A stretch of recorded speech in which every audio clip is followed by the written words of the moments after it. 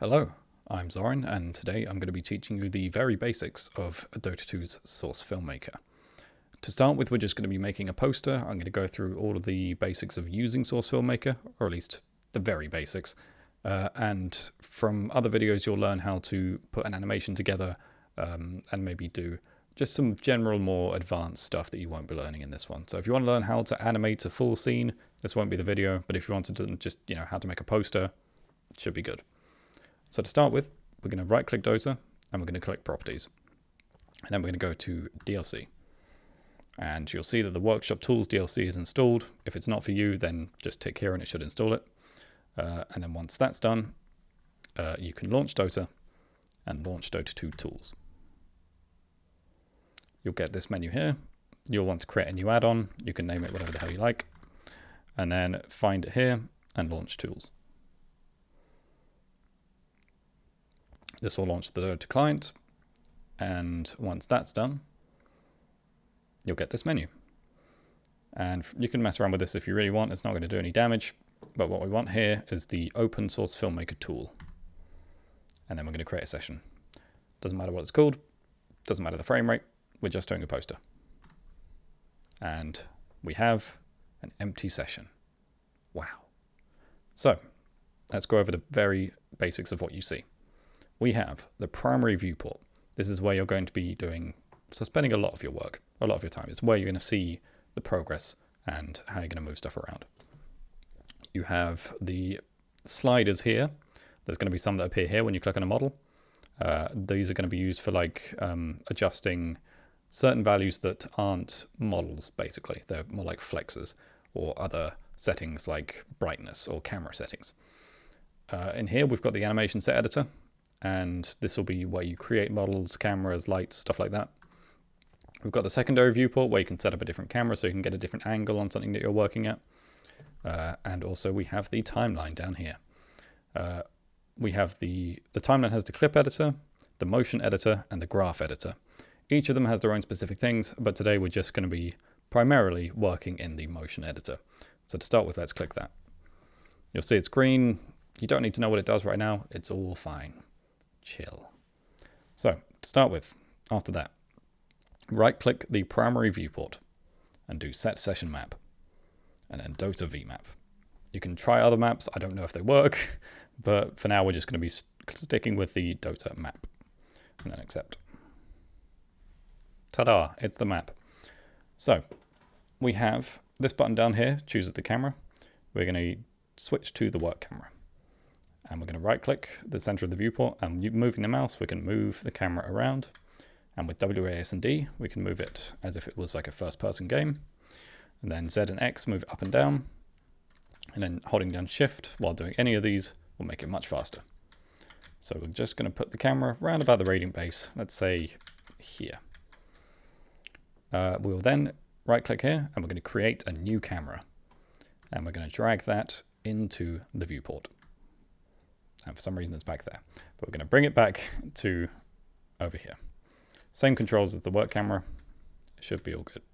You'll get used to it very quickly. So once you've done that, we're going to click here, switch us back to the work camera. We can see the camera in the 3D space. And you'll notice we have this screen is what it's called, according to this. This allows us to rotate and move anything that we've selected. So if we click in the sort of area of the circle, we can rotate it like this. And you can see in the secondary viewport where we've got the second camera, you can see what effect that's going to have. I'm going to undo with Control Z because we don't want it tilted like that. The square in the middle allows you to move it. And you can see again, this is how it looks on the secondary viewport. Undo. In fact, we're going to move it back in here like this and adjust it like that, just so we don't have to see that flag pennant. So back to the work camera. We have also, if we click on the camera again, the outer ring. This will rotate it in relation to how you're looking at it with the work camera. So that's going to rotate like that, up and down. But then if I move the work camera so it's over here, and then rotate it this way, you'll get a different rotation. Now, sometimes you just want to move things along a single axis, which is why we have the rotate and the translate gizmos. So we have W and E, which you can switch between. We're going to be using these quite a lot, so get used to that. So with the translation or movement, we can move them along 3 different axes, and then move them sort of between only 2 of them at the same time. So we've got this axis. You can see it happening in the secondary viewport. This one, and this one. It's X, Y, and Z, but you really don't need to know that at this point. Then we've got moving along 2 of them, so that'll just be flat movement. That'll be movement like that, and that'll be movement like that. And then the square in the middle is just like the screen, where it'll move depending on how you're viewing it. So if you view it at it like this, it's just the same as using this here. I'm going to undo that, put it back here. Rotation, much the same. Press E to get that back up. 3 axes, 1, 2, 3. Oop, only up and down. Only side to side. And also only side to side. And then we've got the, depending on how you're viewing it, angle as well. We've got a decent shot here. So the second thing, right click the animation set editor and click create animation set for new skybox, because we want a sky. From here we can use this thing I mentioned earlier to adjust the color of the sky and the brightness. So we can make it nighttime. In fact, if we make it darker and then remove some green, we get a nice purple sky. But we're not going to do that. We're just going to keep it as it is, because we don't want to mess around with lighting too much, and making it dark might, it might mess with it a bit. So we now have the camera, we now have the sky, we need a character. So right click the animation set editor. We're going to start with creating a new character, but when you're going to animations that you want to be a bit more complicated with, you want the start point to be a T-pose, we want to get into model, but for now we're just going to do character. We're going to find Dawnbreaker because I'm a simp, and from here you can choose item sets if you really want to. You can also, I tried to move the camera, but you can't actually do that. But if you right click, you'll be able to move around like that. So we're just going to use the default items. You can choose the sets that people have if you really want, or none if you're a psychopath. But we're not going to do that. Stock item set. Let's go. Still on the work camera, and there she is. So we want her on the ground, because in the air is a bit weird. So we're going to click on Dawnbreaker on the left here, and we get the gizmo for rotation, but we're going to press W, and then we're going to move her into position. You can do this, which is inexact, or we can select the square here, and then hold down Shift, and she'll always attach herself to the ground. So we're going to put her here. You always think the Dota heroes are going to be bigger, but they're really not. So the camera's not in a good position right now. You don't want to have a poster like that. So we drag the camera into the center here, and we can move it into a better position. A good trick for posters is you want to lower the field of view to around about here. This makes models look a bit more fleshed out and a little bit less, a little bit less weird. So we'll have it like this. This looks all right, doesn't it? A nice mid shot. We can see the skeleton of the model here, and you can adjust it like this.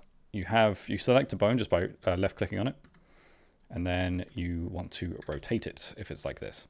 So I can rotate her arm like this, rotate the other part of the arm, and then rotate the hand and the fingers.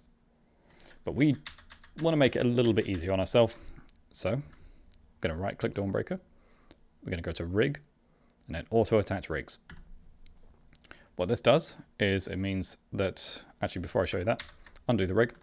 So it's got the skeleton. If we select the hand, this is what happens when you try to move the hand without a rig, which isn't good. Same goes for the pelvis. Actually, no, the pelvis is fine. But any of the spine models or bones, you get movement you don't really want. So if we attach the rig, select the hand, you can see that the skeleton's gone. It's now all squares except for the spine. We can move the hand, and it moves the arm with her, or with it. And then you can still rotate the hand as you wish, but you can still move the hands, the legs, like that. And in fact, is that hand right? The hand isn't. There we go. You can see that the weapon is attached to her. It's not attached to her, never mind. I will show you how to do that later. We can move the pelvis, rotate like that. The hammer appears to be attached to her pelvis. Okay, never mind. And the neck, most importantly, because we want to adjust that a little bit to make it look a bit more head-on. And the head as well, maybe. There we are. That's a good pose. So you can adjust this how you like. You can create any pose that you want to. One thing I will say is you might want to adjust the elbows like this. You move the elbow around. It's also known as arm lower. Same applies to the leg. You can rotate the knee like that. We're going to keep them in the same place because Valve's animations are better than I am. So we've got a decent pose here, but we want to change the facial expression. So to make it easier to make all these nodes go away, just select the face. And then we can adjust the face posing here. So we're going to get the work camera and go close to her face. So we want it to be looking happy because, you know, we're cool like that. So a happy face is more than just a smile. You want to raise the cheeks, raise the eyebrows a bit and, you know, squint maybe, and pull the corners of the mouth out. Maybe a bit of nose wrinkling as well. So we're going to raise the eyebrows. Going to make it look a little bit more to the right. Going to squint. Going to open. Actually, no, we're going to leave the eyes as they are there. We can right click that and set to default if you don't adjust it the way you like. Got the cheek raiser. So we're going to raise the cheeks a bit. Nose wrinkler, a little bit. And then we're going to lip corner puller. That pulls the corners of the lips as we like. We're going to pull the chin up a bit. And then we can sharp lip pull like that. Happy dawn. Sun mummy. So from there, we've got a pretty decent poster, but it can be improved. We're going to add some lighting. So first of all, go to the camera because we want to make it a little bit darker so that the lights look a bit better. See the map light scale here? We want to change that to be a little bit lower, like here. We can also change the time of day amount to make it look a bit darker, but we're just going to have it like this for now. I'm going to right click, create a new light. Ooh, shockingly bright. We don't want that. So like a camera, we can drag it onto the viewport. And we're going to use one here. Going to lower the intensity a bit, like so. Going to create another one. Drag it on, same controls as the camera. Move it around this side. Lower the intensity, like so. One more light. Going to bring around the back to get a nice outline, like here. What we can do is make this the camera 2 and move it around like this. I think if we change the intensity, yeah, there we go. That's about right. We can also create a volumetric light, which gives a bit more of a depth to the image. So we're going to have right click, enable volumetrics. Ooh, that's intense. We'll lower that a little bit. And we'll lower the volumetric intensity. And we'll change the color so it's a bit more yellow. Because that's the color of dawn. Or something. I don't know. There we go. Let's lower the intensity just a little bit.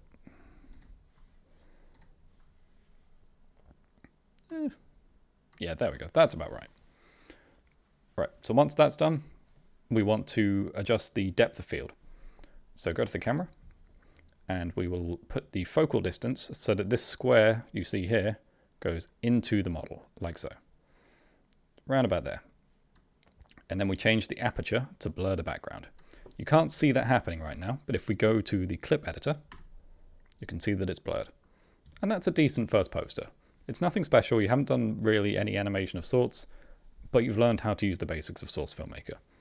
So from here, we can go File, Export, Poster, Save, choose where you want it to go. This is going to go in my SFM folder. I'm sure we'll put it in the one that I created. Where did I create it? Tutorial. I'm going to save it as Dawnbreaker. So you can choose the resolution you want. You can choose PNG, JPEG, or EXR. I don't know what an EXR is, but that doesn't matter. And then export poster. And I believe that is it. If we go to the folder that I prepared earlier, ta-da, you have it. And that's pretty much the basics of Source Filmmaker. So have fun creating posters.